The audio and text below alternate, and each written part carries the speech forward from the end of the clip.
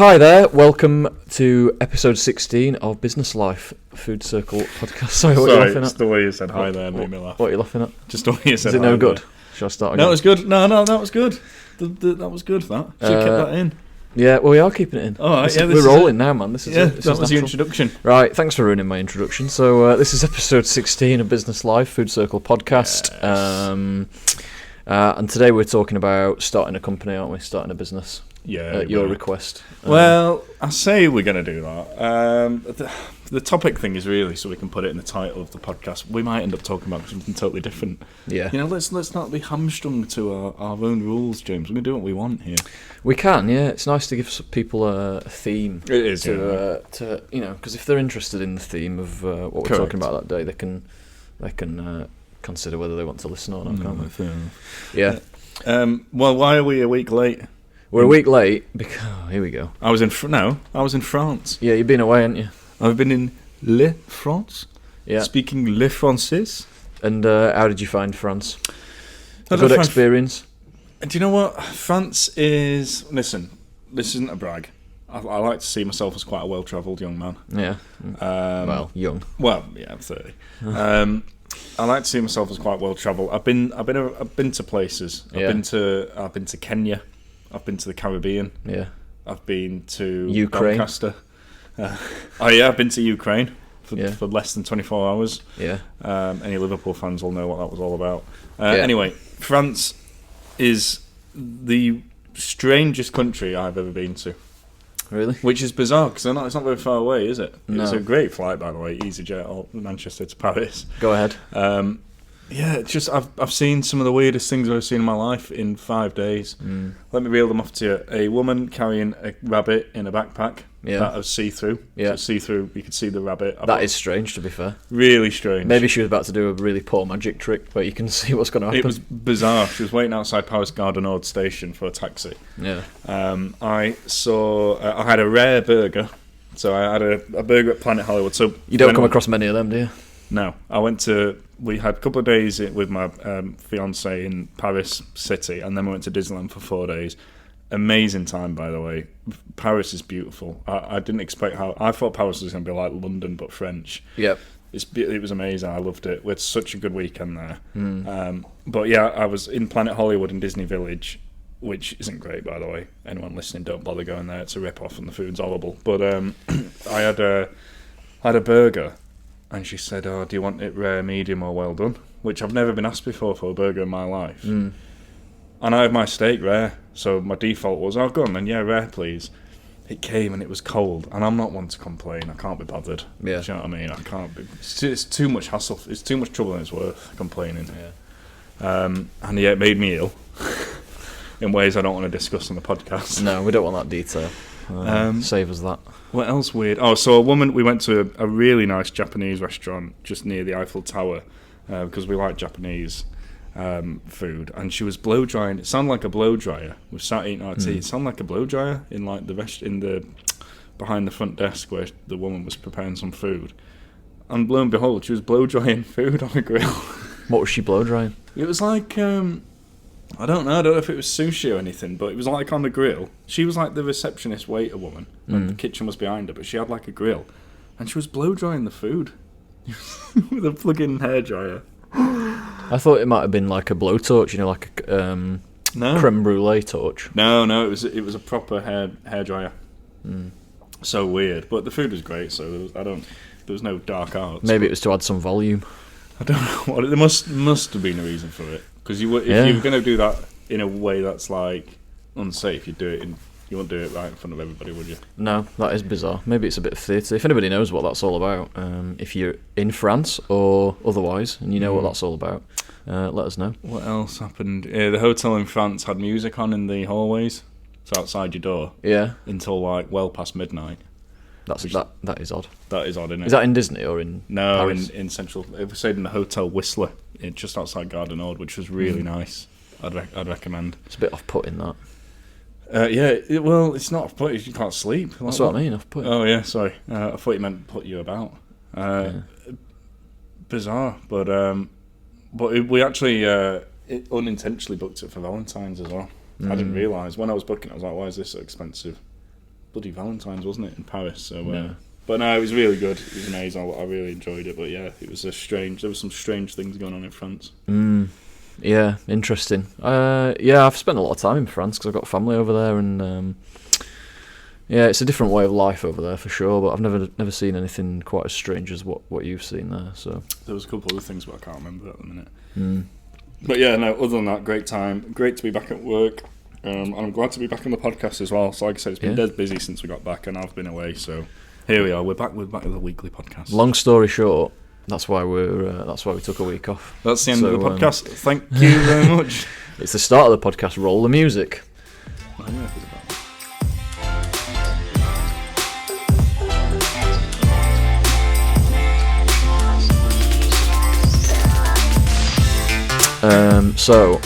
Today, well, we've set a loose theme of talking about starting a business, but might go off on a tangent. So, yeah, do you want to start us off? Yeah, we're going to talk about how to start a business and what it's like. It's not easy, is it, James? It's not easy. It's very exciting, though. It's exciting, yeah. It's you can get the best excitement you can get in your life. You can also get the worst lows as well. Yeah. Which I think that's a great way to sum up what it's like running a company. Everyone that's a roller coaster. Absolutely. Anyone I went on a few roller coasters in Disney. Yeah. Anyone that's run a business that's listening to this, or is running a business that's listening to this, will know exactly what we're talking about. Anyone that wants to run a business, that might be an interesting insight for you, because most people see the nonsense on Instagram, where it's dead easy, drop shipping, all that crap, making money, passive income, which is absolute bollocks. Yeah, I mean, I don't know myself. I never tried it, but I suppose if it was kind of as simple and as passive as some people make out, then I suppose everybody would do it, wouldn't they? Exactly. But they don't. No, they don't. So absolute rubbish. Yeah, I think there's no such thing as easy money, as making easy money. No, I don't think so. There's a bit of a heir to an estate. Yeah. There's a bit of a kind of there's a culture on social media that's kind of, I feel like it's created a certain perception of people that start a business. Yes. / entrepreneurs, if you want to call it that. And it's related to what you've just said, where I guess people will, if they've done well, they'll show off the kind of trappings that they get with that. Yep. And it's not always the case, is it? It's the amount of physical effort, the amount of mental effort, the sort of wide range of tasks that we've had to do, from manual tasks up to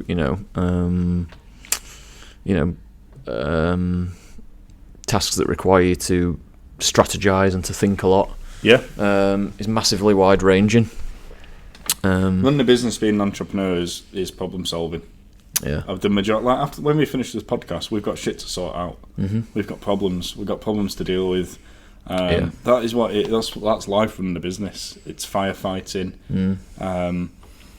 But you enjoy it at the same time. I wouldn't do anything. I wouldn't do any different. I would not want to work for anybody else. I love it, to be honest. But you've got to be ready to be doing a lot of problem solving, a lot of mistakes, a lot of learning. But if you're doing something you enjoy and it's what you want to do, run the business, then it's more bearable. It's doable. Yeah. And obviously there's rewards. Of course there is. The hard work's worth it, in my opinion. But negatives, in my opinion, they're negatives. They don't outweigh the positives, but there's probably more negatives you can list, or more. People go, "Oh, you got as much holidays as you want." How often do you think about that? Yeah, it's not a great thing, to be honest. Yeah, you've not. It's time. You get a bit of time, don't you? You've not really, have you? I mean, I suppose we've employed people in the past year, which has helped with that. Somebody asked us the other day, didn't we? Is it like ridiculous hours that you work with a business? And yeah, it is sometimes, especially in like the early days. Yeah, I think we, in terms of our hours and stuff that we spent, especially like here, working like in the premises in the office, whatever, were a lot. You know, we used to spend a lot more time here than we do now, I think. Yeah. But the offline stuff when you're at home, the general checking in on things, keeping things ticking over, social media, responding to stuff, doing emails, that's not gone away or reduced at all. It's part of your life. It's kind of when you start and you're doing absolutely everything. Yeah. It takes over, doesn't it? The hours that you put in are kind of overwhelming. It's when, I suppose, like us, you've got a team now, you can release some of that responsibility to other people and delegate. Yes. Doesn't necessarily make your workload drop or your hours drop. It does a little bit, I think, but in the main, it's making sure that you're focusing on the right things and focusing on running your business rather than, whatever it might be. For us, we were doing a lot of physical work, moving products around, packing orders, stuff like that. We packed the first 30,000, was it? Yeah, something like that. And thankfully, we've got a team now that an amazing team. Yeah, a brilliant team that help us with that. So, yeah, what's my point? I don't really know. To be honest. I know how to summarise your point. Jeff Bezos said a CEO, in our case, founders. A CEO is there to make a small number of very difficult but important decisions. If your CEO is making loads of decisions every day, that's not right. I think that's a good way to see it.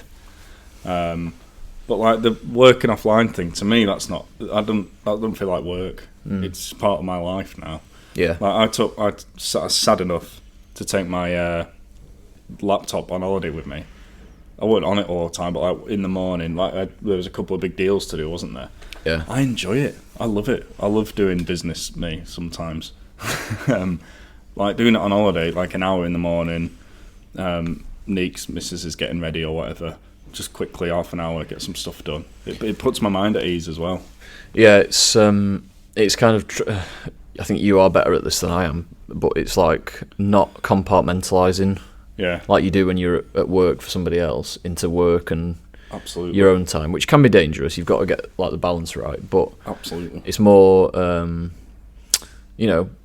not coming and going as you please, but sort of, your work life is always there, and your own life, your personal life is always there. Yeah. And you kind of mix and match and balance it as you see fit, rather than 9 till 5 I'm there, which we are generally anyway. We're generally in the office 9 till 5, so we still have that. But like, if we're not in the office, if we're away, if it's a weekend, it's still ongoing.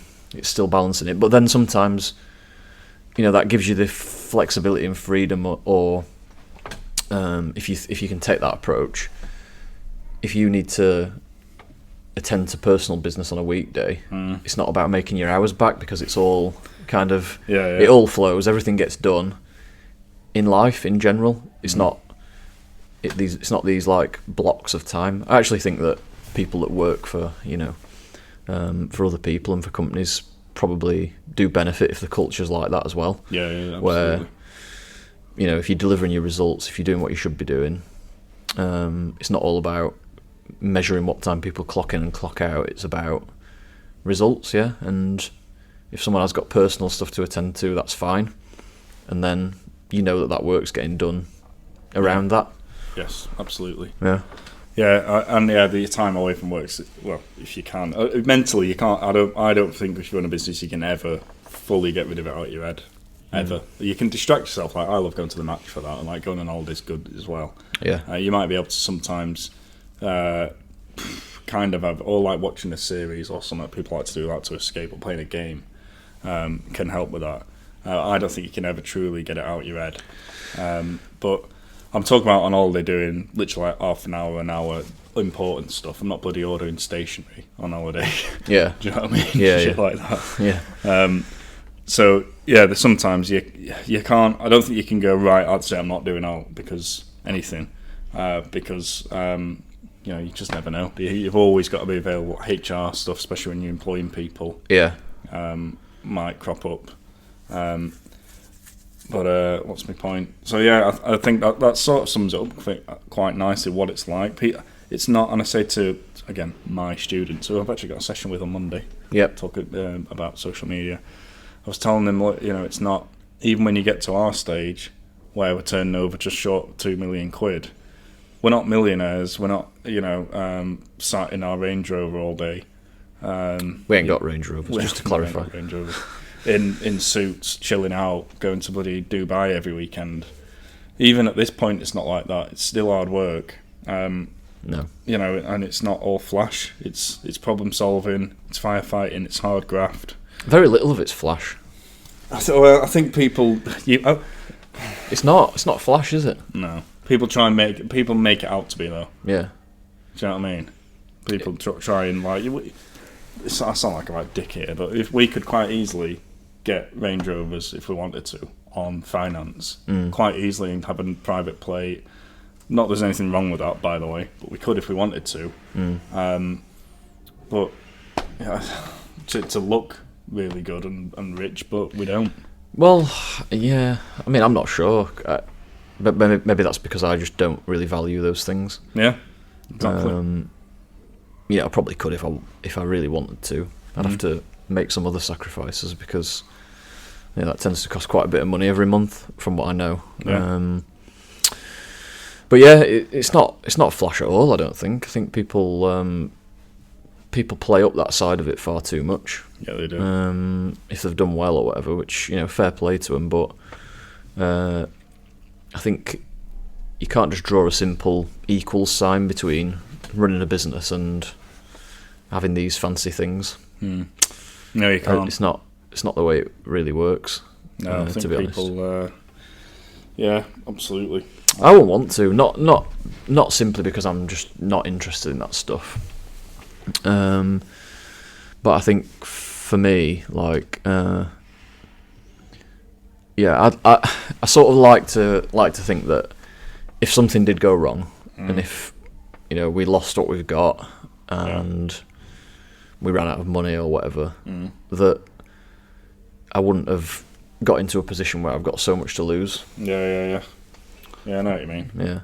Fancy cars gone, house has gone, all that stuff. I like to, at this point in my life, I like to, live fairly simply. Yeah, absolutely. No, I like that. Not got a massive house, don't really wear fancy clothes. I do. Yeah, you can see by my jogging bottoms that I'm currently wearing. Yeah, you wear Food Circle tops every day as well, which is good. Yeah, exactly. No, I like the branded stuff. Yeah. It's the way forward. But yeah, no, it's each to their own. Do you know what I mean? Yeah, absolutely. If people like nice cars, people like nice cars. Yeah. I'm just not interested in cars, mate. No. Really not bothered. I can appreciate it from a distance. If I see a nice car. When I went to Scarborough the other week, there were two McLarens parked up. One orange and one bright yellow. And I stopped and had a look and I thought, bloody hell, they're impressive, cool. but not. I didn't have a part of me thinking that I wanted one myself. No, I wouldn't want a supercar. No, my back would be killing me in one of them. Yeah, I did that track day thing, didn't I? For Father's Day with my dad the other month. And that Lamborghini, I said to the guy I was doing the driving experience with, he said, you couldn't go to the shops in this. No. He just looked at me like I was a nutcase. But you can't. They're not practical. You can't go over a speed bump in them. Imagine them speed bumps at this Tesco here. I know. They'd be ridiculous. I know. Rip the front of your car off. Wouldn't be able to do that. Yeah, they're just not practical. But yeah. I mean, it's not what they're made for, is it, really, to be fair? No, they're made for bombing around. But again, you have to go to a track to drive fast to them. Apart from more ones that do it on the motorway. But yeah, I mean, I think the summary of that is, it's not. Don't start a business for money and thinking that you're going to be minted over the course of a year or whatever.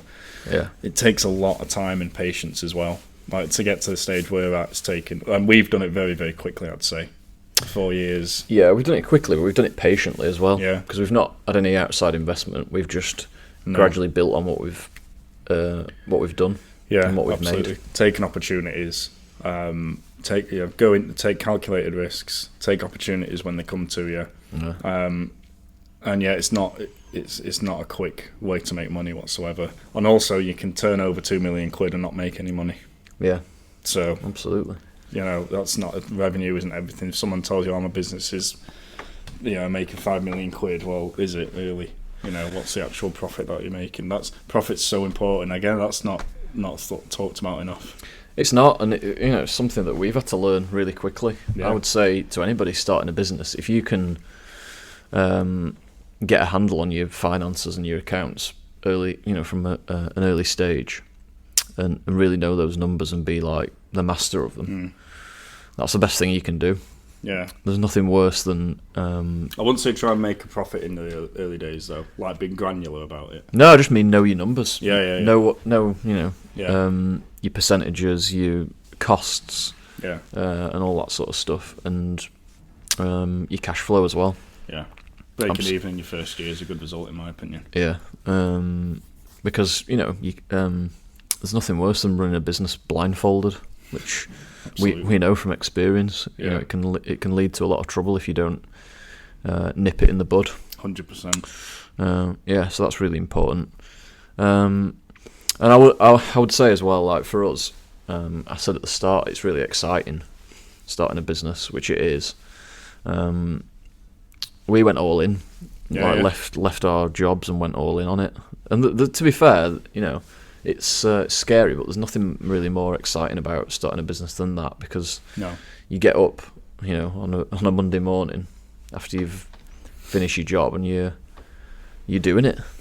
Yeah, that's it's life. Weird feeling that, isn't it? It's strange, you feel completely untethered. I think, but feels like a long time ago, that. Yeah, it does, but it's just, if you can see it this way, it's full of possibility. Yeah, it is. When you do that. Yeah, it's that thing. This is what used to go through my head. If you don't, I'll give the example. So you're working in a job, you really, really want to start a business, but you're either scared of people's opinions, which I'm sure we'll get onto in a bit, or you're a bit, I don't know if it'll work. If you don't leave that job to start it, there's only one outcome, isn't there? Mm-hmm. You're going to still be in your job, and you won't know. Yeah. If you do leave your job and go for it, suddenly your options and your outcomes are unlimited. You've got a load more possibilities, and then it's up to you. If you really work your arse off and you go for it, and you really just go all in and work as hard as you possibly can, then all of a sudden your potential outcomes and your options and opportunities are, and you just never know what people you're going to meet, what paths it's going to bring. If you do stuff and you take action, these things happen. Yeah. Whereas if you sit and procrastinate and go, oh, what if? Oh, my dad thinks it's a bad idea. My mum and dad don't like it. My mate said the idea is shit. Who's never ran a business in their life. Then that's why people will get hamstrung. Yeah, definitely, absolutely. So yeah, I think that's a big point in people's business lives. Is making that jump. Yeah, and that's one of the most difficult parts is to do that. If you're employed, to leave all that, make sure you save up money, make sure you have as little obligations as possible. I'm talking mortgage, kids, etc. So we did it. How old were you? 24. I was 26. That's perfect time to start a business, in my opinion. Yeah, absolutely. I think as well you can be too granular when you start as well. If you're worried about, obviously you've got to be worried about numbers. You've got to think about using your budget, whatever that may be. Using it wisely and stuff like that. I guess the point I'm making is kind of, if you're thinking about tiny percentage points of margin here and there, or I won't make as much money if I do it this way or do it that way.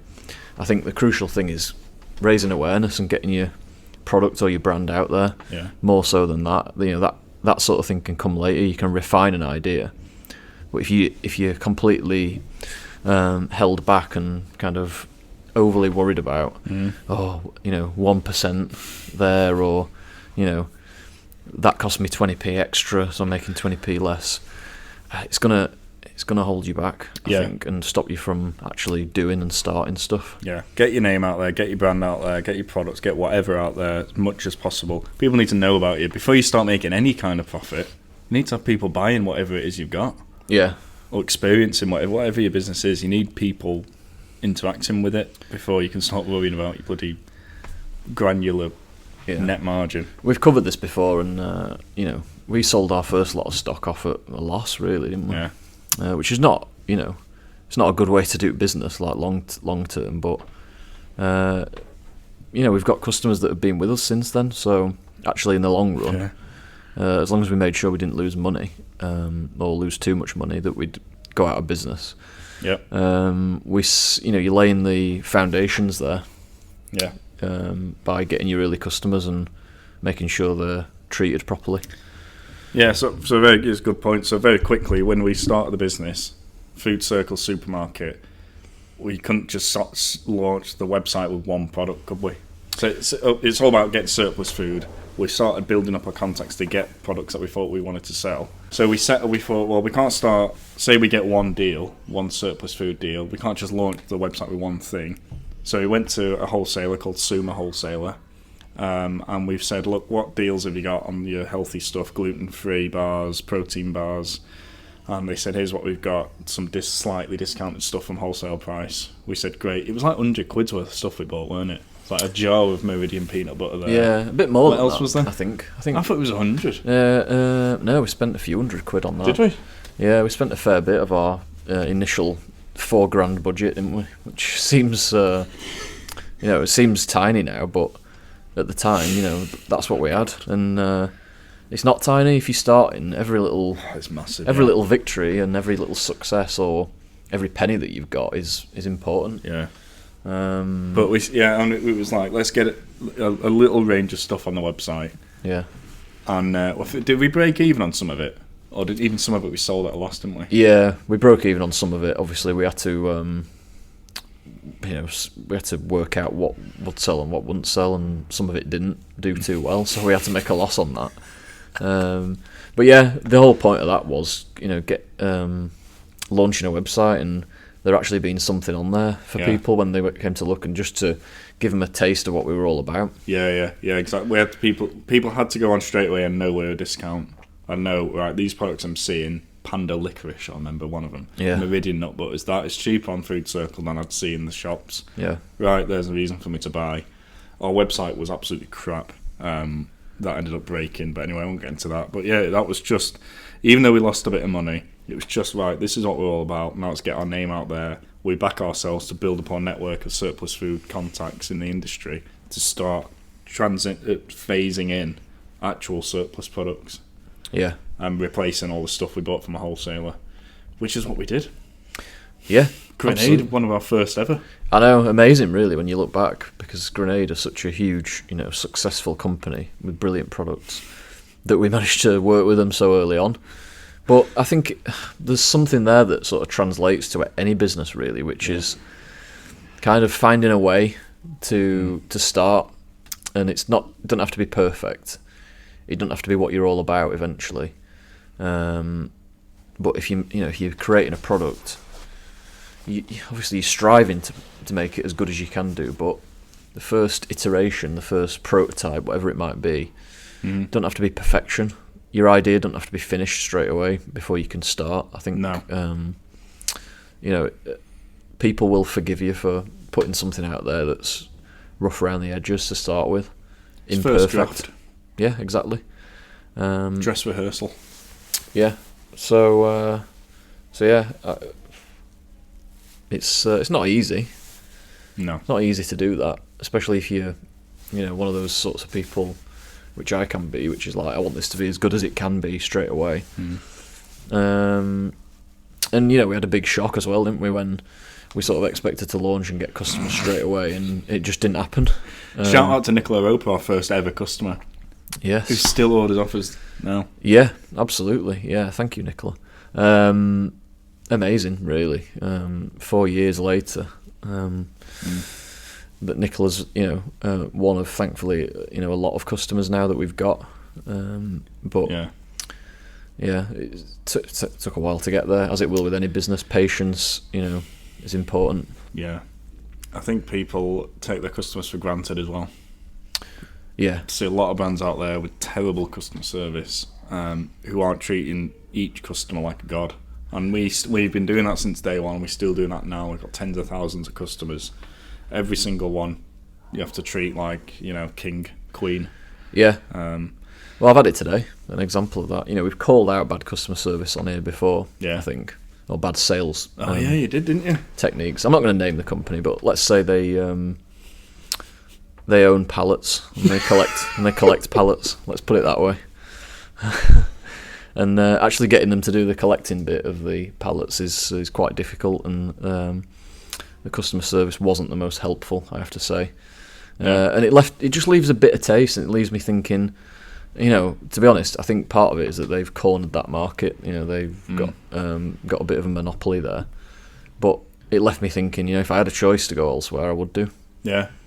Because it seemed like they didn't care. They sort of looked into the problem and said that they'd solve it and stuff. But the way it was done, I mean, I had it on loudspeaker. You heard it.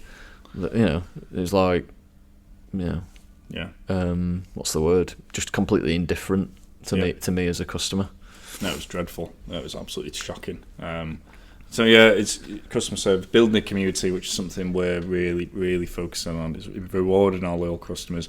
It was on our Instagram post today, but a lot of brands, Sky TV, are worse for this. They just focus on new customers. Yeah, they reward new customers. Or sign up and you get 10% off. Then they don't care about loyal customers. It's sort of the opposite for us. We do care about new customers. We always want new customers. Of course. But we really want to start building our community. It's something we've been working on a lot recently with us. You'll notice us plugging the loyalty program and all this kind of thing. Just set up I was going to mention Discord because I'm obsessed with it. Yeah, I wanted to get on with this. 24 hours. Get onto it. I'm really obsessed with it. Discord is something we are now pushing. I don't like to plug the business that much on podcasts, but I thought this was quite relevant.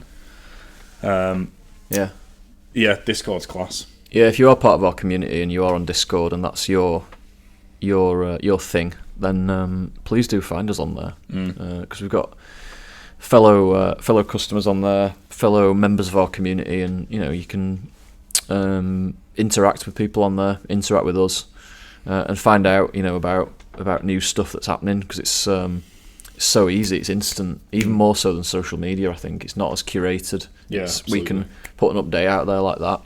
Definitely not like doing an email. No.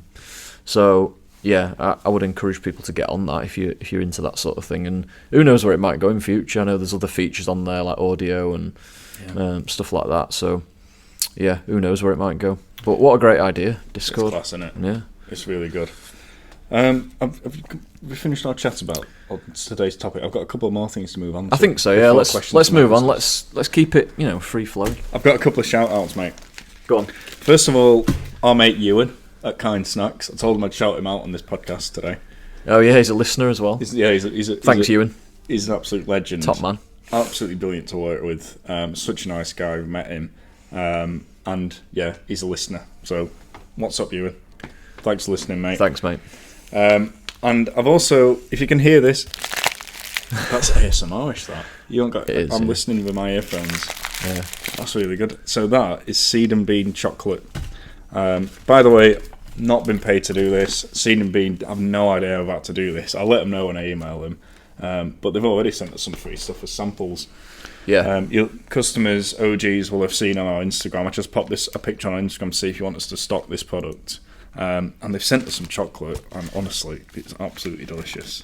Yeah, some of the flavours are unique in a good way. I'm not saying that because to say that there's any problem, but very innovative. Yeah, we've got salted caramel and milk chocolate there, but there's other flavours like this one's quite different, raspberry and vanilla. Yeah, I like that one. There's a lavender one which I'll be interested to try. Lavender chocolate. It's not something that I'd think of immediately, but if I saw that, it'd be something that would be tempting. It's a bit different. Yeah, it's single origin, which I don't know what that means. Single origin dark chocolate, but it's bloody delicious. And Yeah, so thank you, C&B, for sending us that. Yeah. It's going to go in a few customer orders as well as freebies, and we've snaffled a few here already, haven't we, amongst the team? Absolutely, yeah. So yeah, thanks guys. We'll be getting back to you soon about potentially working together. Yeah. Is it time? Yeah, it's time. Play the jingle. Okay. Questions from our customers.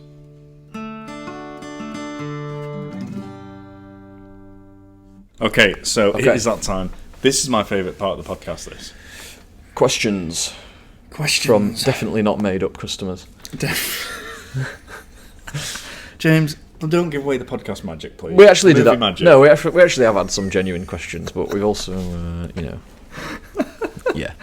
So, no, we have had a genuine question this week, and thank you very much, Kev, on Instagram, for sending this in. Thanks, Kev. Kev asks, hi guys, love the podcast. Thank you, Kev. We love our customers and our followers too. Yep. Out of all the places you've travelled in the world, what is your favourite, and what place would you like to visit next that you haven't been to? Brilliant. And there goes the phone. And Look the at phone that. This proves that our podcast is authentic. James is just going to he's just going to go and turn the phone off. Sorry about that, guys. Our phone just went.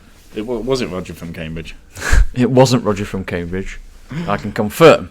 We always forget to put the phone outside the room when we record this. Anyway, yeah. You got that question, didn't you? Yes. So Kev asks, what's your favourite place you've travelled to in the world, and where do you want to go that you haven't been to? Great question. Thanks, Kev. That is a good question. Favourite place that I've ever travelled to? You always drop these on me. It's a bit... So I've been to... Speaking of what we were speaking about earlier, I've been to Disneyland in Florida. Brilliant. When I was 11-ish. Yeah. And it's amazing, the scale of everything over there in America. I've never been to anywhere else in the USA, and I'd like to. Like the cleanliness of it, the entertainment, everything about it was just impressive. Yeah. So I'd say that's definitely one that really impressed me. Would like to go back to the States and visit New York especially, but... What about Tennessee? Yeah, well, I don't know that much about it, but I'd be up for, seeing all different parts of the United States, 'cause it's a very diverse country. Deep South, Louisiana. Yep, absolutely, yeah. Any more? Well, I want to go there. I want to do the Jack Daniels tour. Yeah. Where's it called in Tennessee? Oh, God, I can't remember what it's called. Lynchburg. Thank you. Lynchburg, Tennessee. I want to go to, Memphis. I was thinking of the cocktail Lynchburg lemonade. Like it. Yep. Good knowledge. Good alcoholic knowledge. My favourite place. I love Greece. Yeah? I love Greece. I love Greek food. Shout out to that place in Chesterfield that does Greek gyros. It's absolutely incredible. I don't even know the name of the place. Never been, but sounds good. Yeah, it's unreal. And I love Spain as well. You can't beat Spain for me. Yeah. I love, I love those two countries. They're my favourite countries in Europe, definitely. Yeah. Aside from Florida or America, I've done some good city breaks as well in the past. Been to Berlin about 10 years ago. Oh, yeah. I'd like to go back. Berlin. Yeah, I really like Berlin. The history there as well is right up my street as a student of Cold War history at university and stuff like that. Prague's a good one as well. Really liked Prague. Yeah. I went on a stag do to Prague. Yeah. Good. I had a different experience to that. More of a sober experience, but it's fine. Just as good. Different strokes. Yeah, absolutely. Yeah. You're going to crack off, aren't you? Yes, I am. I've heard good things about that, so looking forward to that as well. Yeah, it's good. And I really want to go to Scandinavia. Yeah. I'd really like to visit Oslo, Copenhagen. I'm sure there's plenty else. Iceland. I'd love to go to Iceland as well. Yeah. And go in a hot spring. Out of the Nordic countries, I'm not that bothered, but Iceland, yes, I agree with you on. Yeah, I would like to go to Iceland. Yeah. So there are quite a few places I'd like to visit alongside New York, which I mentioned earlier. I want to go to a West African country. We've speaking about this, like Ghana or Senegal. I don't know why. Or Cameroon, India. I'd love to go to visit. I like to visit weird places there. It's totally different to what I'm used to. I like a good different culture to us. Yeah. Japan as well. I'd like to go to Japan. I think that'd be an interesting experience from my point of view. I've never been to Asia at all. Me neither. So I think it's about broadening your mind in it and seeing different cultures around the world. 100%. Trying different foods is important to me. So there's a few for you. Yeah, no, I like it. I was very fortunate to go to Kenya as a 16-year-old. Hang on, 16? Yeah, 16, 2007. It was a great life experience, really. Yeah. And it was unbelievable. Yeah. I really loved that. I love travelling, really, and I want to go everywhere. Yeah, it's been a shame not to be able to do it this past few years, but it's good to be able to get back to it now. It's when I go away next, it'll be my first abroad trip for nearly 4 years. Yeah. I'm looking forward to it. I'm going to France this summer as well. La France? For family reasons, which will be good. Excellent. So looking forward to that as well. If they ask you how you want your burger, do not say rare. Yeah, I won't. It'll ruin a couple of days later. I probably wouldn't say that anyway, to be honest. No. I don't really have steak rare. I have it sort of medium. So, but in France, rare is a whole different ball game to over here. Yeah, I wish I'd known that before I went. Yeah, it's basically still alive over there if you have it rare, as you know. Yeah. You can say that again. And cold. Yeah. But in Disneyland Paris, I love the Ratatouille area in Disney Studios. Anyone that's going, go to the Ratatouille land. It's class. The food is really nice. Do they serve Ratatouille there? They've got you don't see the film, have you? They've got Chez Remy's Bistro. Yeah. Chez Remy is Bistro. He's the little rat chef. Right. I won't ruin the end of the film in case you watch it. But yeah, he's got his bistro there, and I didn't go in there, but I think they do serve ratatouille in there. Excellent. I do like a bit of ratatouille, I have to say. Not I the didn't film, even know it was a dish. the food. Yeah, it's nice. It's I didn't know. just like tomatoey sauce with vegetables in, basically. No, I'm not a fan of that. Yeah. Sounds a bit vegetable-y for me. Yeah, it's nice. But we're all different, aren't we? We are absolutely, James. So yeah, where are we going from here? Are we going to address the elephant in the room?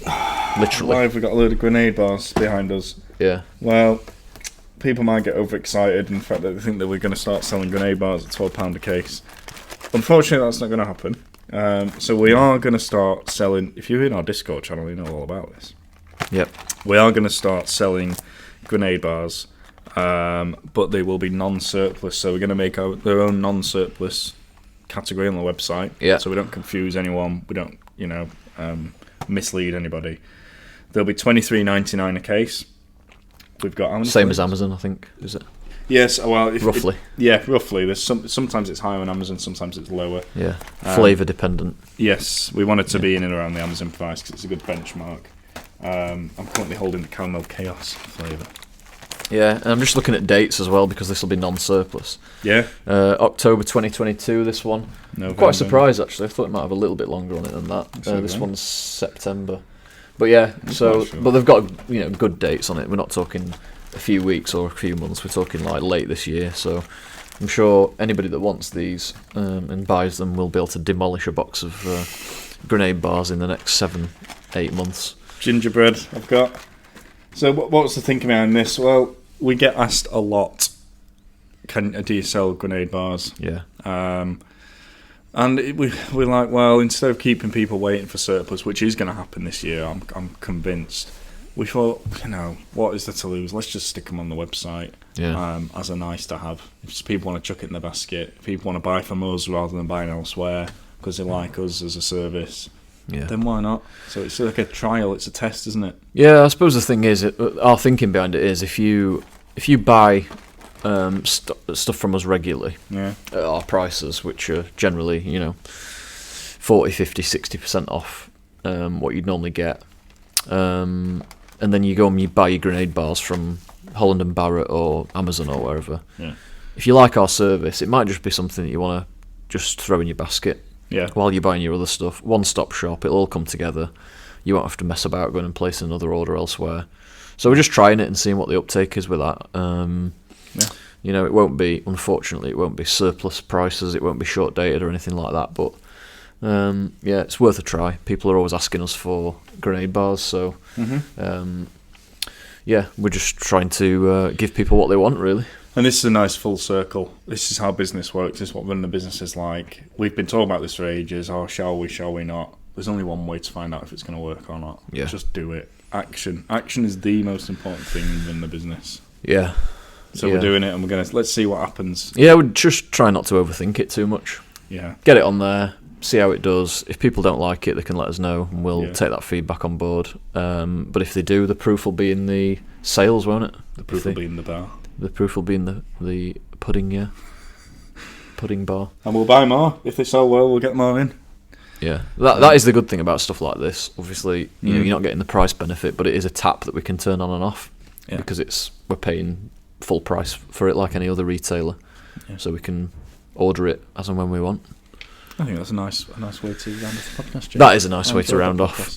Yeah, thank you for listening, everybody. If you would like to give us feedback, you can give us feedback on email, hello@foodcirclesupermarket.com. Discord. Good or bad, agree or disagree with what we've said, you can give us feedback. We're on Discord, we're on social media. How do you find us on Discord? Is it Food Circle Supermarket, one word? Correct. Yeah. And yeah, if you like the podcast, you can give us 5 out of 5 stars. That'd be great if you could. If you don't like the podcast, thanks very much. If you don't like it, if you don't like the podcast, if you think I'm a wanker and the podcast is absolutely terrible, then email me at paul@foodcirclesupermarket.com. Generally, bad feedback is very helpful. Again, if you're in the business, you need to be open to bad feedback so you can improve and be open to it anyway. But yeah, if you just want to send me some personal abuse or whatever, please do at paul@foodcirclesupermarket.com on email. Yeah. And I might take you up on that, actually. That's fine. That's good. That's fine. Yeah. Good. Well, that seems like a good place to end. Thanks very much if you have listened right to the end. Legend. And Legends, all of you. We'll see you next time with another topic, won't we? See you next time. Take care, everybody. And I just want to add as well before we go. What? Hope everyone who listens to this is all right and has got through the storms that we've had recently. Okay. That's very noble of you, James. So hope it finds everybody safe and well. Yeah. And take care of yourselves. See you later. Bye.